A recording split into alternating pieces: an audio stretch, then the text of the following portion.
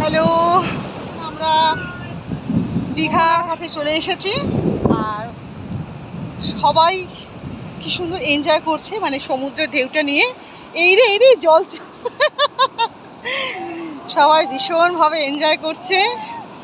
আর একটু ভিউটা দেখিয়ে দিই। আর দীঘা থেকে আজকে আমাদের ফেরার পালা, আমরা এখন ফিরে যাচ্ছি।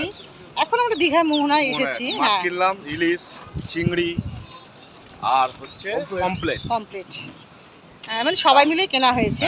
আর দুবার কস্টলি হলো, মাছ ভালো। আর মোহনার মাছ তো সুন্দরই হয়, খুব ভালোই হয়, টেস্টি হয়। আমরা আজকে ফিরে যাচ্ছি, ফেরার পালা। এই যে তুমি দাও। Thank you. কেমন এনজয় করলে ভালো? দীঘা শেষ হলো, আমরা এবার বাড়ির পথে। এই আমাদের গাড়ি।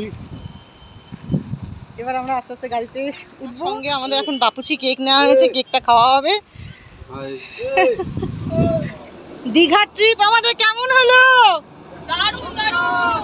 হ্যাঁ, দীঘা ট্রিপ কেমন হলো বলো? খুব সুন্দর হয়েছে। সামুদা নেই বলে খুব মিস করছি। সামুদা এলে আরো খুশি হতাম। আর দাঁড়িয়ে যে ডাব খাবো, ডাব খাওয়ার জন্য দাঁড়িয়েছে। আমি সাজদাই খাবো। এই যে ডাব খাচ্ছি।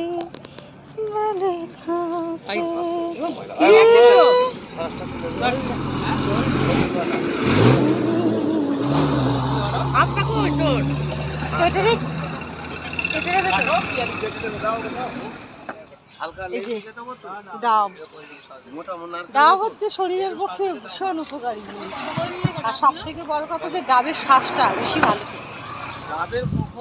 হ্যাঁ বলুন, ডাবের গুণটা একটু বলে দিন তো শুনি। হ্যাঁ, কি বললেন? ডাবের জলটা কখনো, তা ঠিক কথা, ডাবের জল কখনো গ্লাসে মেপে দিতে পারবে না, এটা ঠিক কথা। ওকে, দেখি আমরা কখন বাড়ি পৌঁছাই।